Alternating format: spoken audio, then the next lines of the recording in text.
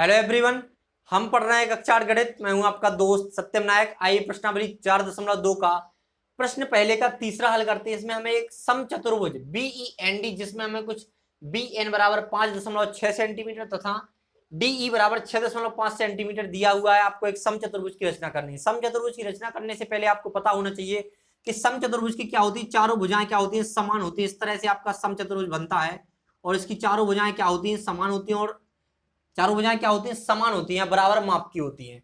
और इसकी सम्मुख भुजाएं क्या होती हैं, सम्मुख भुजाओं का माप क्या, सम्मुख भुजाएं समांतर होती हैं, सभी भुजाएं बराबर तो होंगी।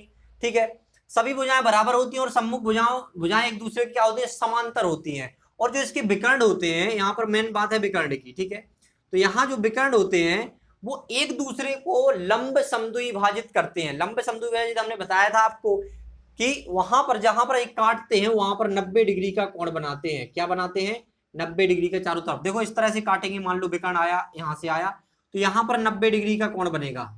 कितने का बनेगा, 90 डिग्री का। और एक दूसरे को दो बराबर भागों में क्या करते हैं, बांट देते हैं। अगर हम इसकी रचना करें तो आइए सबसे पहले हम इसको नाम दे देते हैं। यहां पर प्रत्येक कोण क्या होगा, 90 डिग्री का बनेगा। जब एक काटेंगे तो यहां पर हम लिख देते हैं 90। ठीक है, अब देखिए आप इसको नाम दे दीजिए, नाम दे दीजिए BEND। इस तरह से आप क्या कर सकते हैं, नाम दे सकते हैं। अब हम क्या करेंगे, हमें क्या क्या दिया है, BN क्या है, इसका तो विकर्ण है भाई BN, तो 5.6 सेंटीमीटर BN दिया है। और DE भी विकर्ण है, मतलब आपको कोई भुजा नहीं दी गई है। अगर एक भुजा दे देते वो, तो आपको सब भुजाएं बराबर, आप सब भुजाएं बराबर होती तो आपको सब भुजाओं की माप पता चल जाती। कि अगर मान के चलो उन्हें 4 सेंटीमीटर दे देते, वो BE दे देते, तो आपको सभी भुजाओं की माप बराबर होती है, तो इसलिए सभी भुजाओं की माप बराबर मतलब पता चल जाता। लेकिन हम क्या करेंगे, हमें दो विकर्ण दिए गए हैं, जो कि आपका DE दिया है और आपका BN दिया है। तो हम सबसे पहले क्या करते हैं, विकर्ण के आधार पर ही इस चतुर्भुज की, समचतुर्भुज की रचना करेंगे। आइए प्रश्न को हल करते हैं। सबसे पहले हम क्या करेंगे, एक रेखाखंड खींचेंगे BN। देखिए यहां पर एक हमने रेखाखंड खींचा BN, जो है कितना, 5.6 सेंटीमीटर। एक BN हमने रेखाखंड खींचा, यहां पर ये B है और यहां पर ये N है। अब आप बताइए कि BN रेखाखंड है, उसको या मतलब BN जो विकर्ण है आपका, उसको आपका DE विकर्ण बीच में काट रहा, देखो यहां पर बीच में, और दो भागों में बांट रहा। तो हम क्या करेंगे, यहां पर बीच का बीच एक बिंदु मान लेंगे। कितना मानेंगे, देखो 5.6 को हम अगर 2 से भाग देंगे तो 2.8 प्राप्त होगा। हमें क्या प्राप्त होगा, 2.8। तो हम यहां कहीं इस तरह से बिंदु मानेंगे कि इसका बीचों बीच हो, नाप कर मानेंगे तो 2.8 यहां पर हो जाएगा, क्योंकि विकर्ण है, एक दूसरे को काटते हैं। तो हमने 2.8 सेंटीमीटर यहां पर मान लिया, 2.8। ठीक है, तो यहां बीच का बीच हमने बिंदु माना। ठीक है, उसके बाद क्या करना है, अब देखिए मेन रोल। आपको पता है कि जब विकर्ण आपका ये है, इस तरह से विकर्ण है, देखिए ये आपका BN है, पहले वाला मान के चलो ये BN है, और आपका ये वाला DE है, यहां पर 90 बन रहा। तो जब आपको पता है बीचों बीच काटता है, ये वाला विकर्ण इसको समद्विभाजित करेगा, समान दो भागों में बांटेगा, और ये वाला इसको तो बांट रहा, तो हमने बांट दिया इसको। अब हम क्या करेंगे, एक सीधी लाइन खींच देंगे। आपको क्या लेना है, स्केल लेना है और एक सीधी लाइन खींच देनी है इस तरह से। अब वो कितनी लंबी होनी चाहिए, काफी लंबी होनी चाहिए। मतलब आपका अगर जो DE 6 सेंटीमीटर है, तो वो कम से कम 8 सेंटीमीटर आपकी लंबी होनी चाहिए, ताकि आप चाप लगा सकें। ठीक है, अब आपको पता है कि ये वाला विकर्ण BN विकर्ण इस DE, देखो BN विकर्ण DE को भी दो बराबर भागों में बांट रहा, और DE कितना है आपका, पूरी रेखा है जे 6.5 सेंटीमीटर। कितना है, 6.5 सेंटीमीटर। तो हम क्या करेंगे, 6.5 सेंटीमीटर में 2 का भाग देंगे आपका, तो 3.25 सेंटीमीटर, मतलब 3.2। आप नाप लेंगे, थोड़ा सा ज्यादा ले लेंगे क्योंकि 5 है ना लास्ट में, तो 3.25 सेंटीमीटर आप नाप लेंगे, किसमें, प्रकार में। और यहां पर केंद्र मानकर, क्योंकि आपको बीचों बीच है आपका पॉइंट, यहां पर केंद्र मानकर यहां पर आप एक चाप लगाएंगे। तो यहां पर देखो इस लाइन को ये वाला चाप काटेगा जिस बिंदु पर, और यहां पर भी उतना ही लगाना, 3.25। तो यहां पर भी ये वाला चाप यहां पर काटेगा, किसको, यहां पर मान के चलो हम नाम दे देते हैं S बिंदु। S बिंदु हमने नाम दे दिया यहां पर। तो इस S बिंदु से हमने सब क्या किया, देखो हमारा डीई विकर्ण हमें निकालना है, तो डीई विकर्ण हमारा 6.5 सेंटीमीटर है। तो हमें क्या करना है, उसका आधा करना है 3.25, क्योंकि हमें पता है ये वाला विकर्ण हमारा डीई विकर्ण को 2 बराबर भागों में बांटेगा। तो पूरा तो 6.5 सेंटीमीटर, तो आधा आधा कितना हो जाएगा 3.25, ठीक है। तो अब यहां पर क्या करेंगे कि हम यहां से इस बिंदु से आधा यहां ले लेंगे, आधा यहां विकर्ण, तो हम क्या करेंगे यहां से इस बिंदु से 3.25 सेंटीमीटर का यहां पर ऊपर चाप लगाएंगे, तो यहां पर हमें एक बिंदु मिलेगा, और यहां पर एक चाप लगाएं तो इस लाइन को यहां पर एक चाप काट रहा है इस बिंदु पर, ठीक है, ठीक है। तो यहां पर हमें कौन सा बिंदु प्राप्त होगा, आप यहां पर देखो बी और एन के बीच में कौन सा था, ई बिंदु, तो यहां ऊपर तो हमें ई बिंदु प्राप्त हो जाएगा और नीचे हो जाएगा हमें डी बिंदु, ठीक है। ये आपका ई बिंदु है, आपका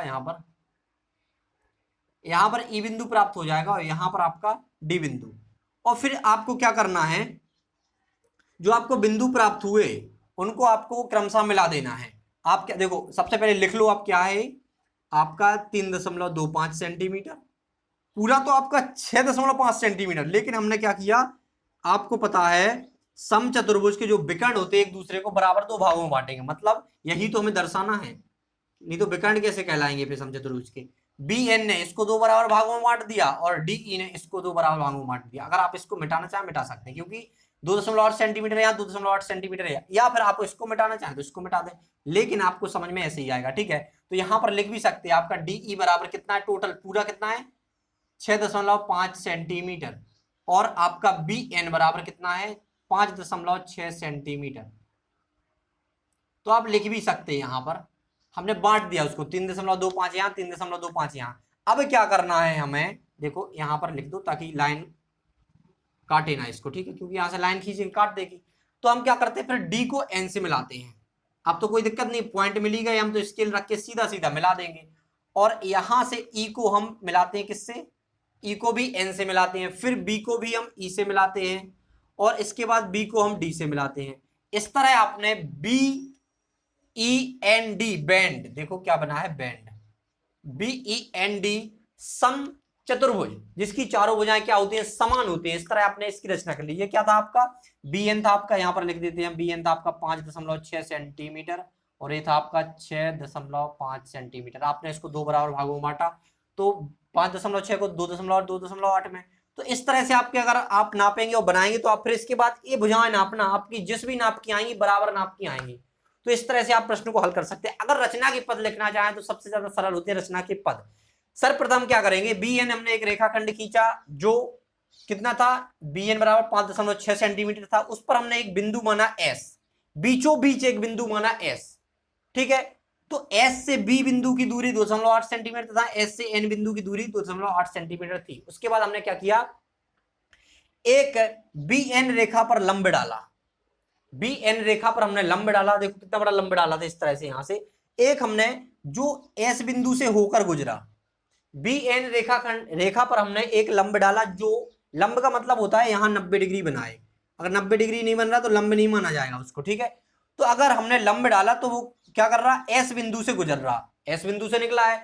उसके बाद हमने क्या किया, एस बिंदु को केंद्र मानकर एक हमने, देखो हमारा पूरा कितना था 6.5 था डी, तो हमने क्या किया, देखो यहां सब कुछ लिख दिया, तो आपको क्या पता दिख ना रहा हो सही।